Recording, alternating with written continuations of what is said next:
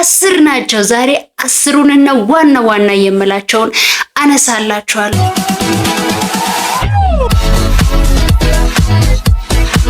ሰላም ውድ ቤተሰቦቼ እንኳን ወደ እኔ ቤት በሰላም መጣችሁ። ይሄ የፔሪ ቤት ነው። ለልብስ አሰራር፣ ለፋሽን በጠቅላላው ስለ ልብስ ጥልቅ ፍቅር ካላችሁ ይሄ ትክክለኛ ቤት ነው። ታዲያ ሰብስክራይብ ማድረግ እንዳይረሳ። ከእናንተ ምንም የሚቀንስባችሁ የለም። ጠቅ አድርጉና እንዲሁም የኖቲፊኬሽን ቢሏን ብትነኳት እኔ አዲስ ቪዲዮ በለቀኩኝ ቁጥር ይደርሳችኋል ማለት ነው። የኔ ውድ ቤተሰቦች የምትወዱኝ ደግሞ ላይክ አድርጋችሁኝ ቪዲዮን ጀምሩ። እነዚህ አሁን እምነግራችሁ በጥቂቱ ዋና የምላቸውን የፋሽን ኢንዱስትሪ ዘርፎች ነው የምናነሳው። 10 ናቸው። ዛሬ 10ሩንና ዋና የምላቸውን አነሳላችኋለሁ ማለት ነው።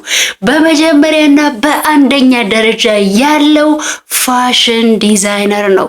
ፋሽን ዲዛይነር ማለት አንድ ኢንስፓየር ካደረገው የሆነ ነገር ተነስቶ ከባህል ሊሆን ይችላል፣ ከሃይማኖት፣ ከወይዘር፣ ከእንስሳቶች፣ ከእጽዋት፣ ከቢራቢሮች፣ ከተለያዩ ነገሮች ኢንስፓየር ያደረገውን ነገር ወስዶ የሆነ ፋሽን የሆነ ቅርጽ መፍጠር የሚችል ክሬቲቪቲ ያለው አውት ኦፍ ቦክስ አስቦ የሆነ ፋሽን ጭንቅላት ውስጥ ክሬት ማድረግ የሚችል አዳዲስ ፋሽኖችን የሚፈጥር የስራ ዘርፍ ነው።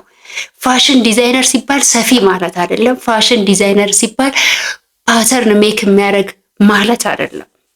ራሱ ብቻውን ይሄንን ክሬት ማድረግ ፋሽን መፍጠር ብቻውን በራሱ ራሱን እየቻለ በፋሽን ኢንዱስትሪ ውስጥ አንዱ ዘርፍ ነው። በሁለተኛ ደረጃ ላይ የምናገኘው ደግሞ ስኬቸር ነው።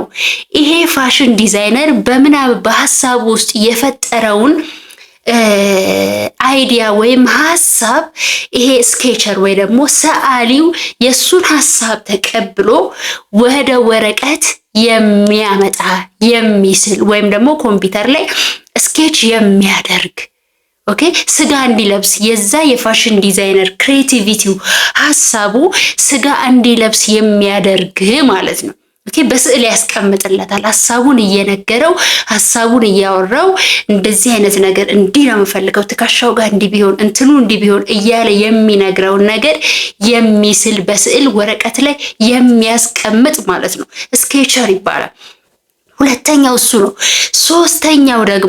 ሶስተኛው ደግሞ ቴክስታይል ዲዛይነር ይባላል። ቴክስታይል ዲዛይነር ማለት ስራው ጨርቅ ላይ መመራመር ነው።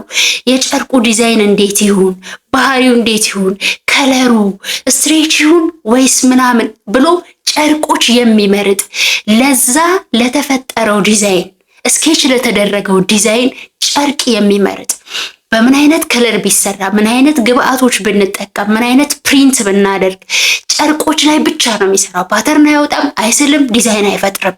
የሱ ስራ ቴክስታይል ላይ በደንብ መመራመር ነው።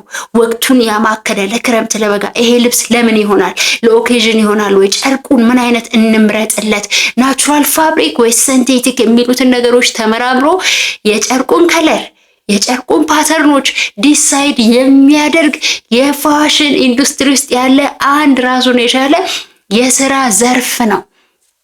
በአራተኛ ደረጃ የምናገኘው ፓተርን ሜከር ነው። ፓተርንን የሚያወጣ ያ ማለት ስኬች የተደረገውን የተሳለውን በወረቀትም ሊሆን ይችላል፣ ስዕሉ በኮምፒውተርም ሊሆን ይችላል። የተሳለውን ያን ስዕል ካልኩሌት አድርጎ ፎርሙላዎችን ተጠቅሞ ኦኬ ልኬት ሜዠርመንት ወስዶ ንድፍ የሚሰራ የፋሽን ዲዛይን ዘርፍ ነው። ኦኬ ፓተርን ሜከር ምናልባት ክሬቲቪቲ ጎበዝ ላይሆን ይችላል፣ ስዕል መስራት ላይችል ይችላል፣ ስለ ጨርቆች ላይለይ ይችላል። እሱ የሱ ቢዝነስ አይደለም። ራሱን ችሎ የተሰጠውን ስኬች ተደርጎ የሚሆን በፎቶ የተሰጠውን ያንን ስዕል ቁርጥ አድርጎ ጽድት አድርጎ ፓተርን ንድፍ መስራት የሚችል። በአምስተኛ ደረጃ ላይ የምናገኘው ቴለር ነው። ሰፊ ማለት ነው። የዚህ የሰፊ የስራ ድርሻ አንድ ሰው ቴለር ነው የምንለው ምን ሲሆን ነው?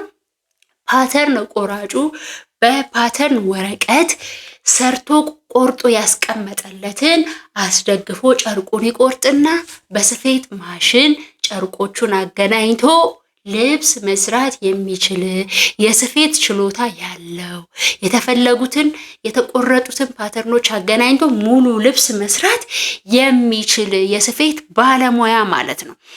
ደረጃ ደግሞ ድሬፐር እናገኛለን። ድሬፐር ማለት ማኒኪውን ላይ ሰው ሰራሽ አሻንጉሊቷ ላይ እያለበሰ ፒን እያደረገ የልብሱን ቅርጽ ማሳየት የሚችል የልብሱን ቅርጽ ማውጣት የሚችል ድሬፕ የማድረግ ችሎታ ያለው ሰው ማለት ነው።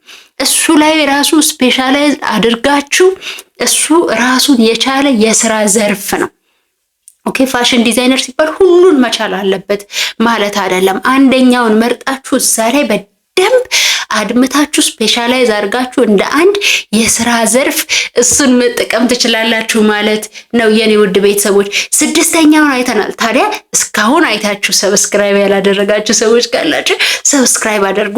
ታዲያ ላይክ እያደረጋችሁ እስከ መጨረሻው ቪዲዮን ብታዩት ደግሞ ብዙ የስራ ዘርፎች በፋሽን ኢንዱስትሪ ውስጥ ምን ያህል እንደሚካተቱ ትለያላችሁ ማለት ነው። 7ኛ ደረጃ ሳምፕል ሜከር ይባላል። ሳምፕል ሜከር ማለት ያ የተቆረጠው ልብስ በማስ ከመሰራቱ በፊት በብዛት ከመመረቱ በፊት እንደ ሳምፕል ሰርቶ ማሳየት የሚችል ስራው ምንድነው? ኦኬ የተቆረጠው እንትን ተሰርቶ ሲያልቅ ይሄንን ይመስላል። ማሻሻያ ካለው እናስተካክል እንድንቀይር የሚረዳ ነው። ስለዚህ ሳምፕል ነው። ማሳያ ይሰራና ያሳያል። የሚስተካከል፣ የሚጨመር፣ የሚቀነስ፣ የሚቀየር ነገርም ካለ በማስ በብዛት ከመሰራቱ በፊት ሳምፕል ሜከር ይሄንን ስራ ይሰራል ማለት ነው።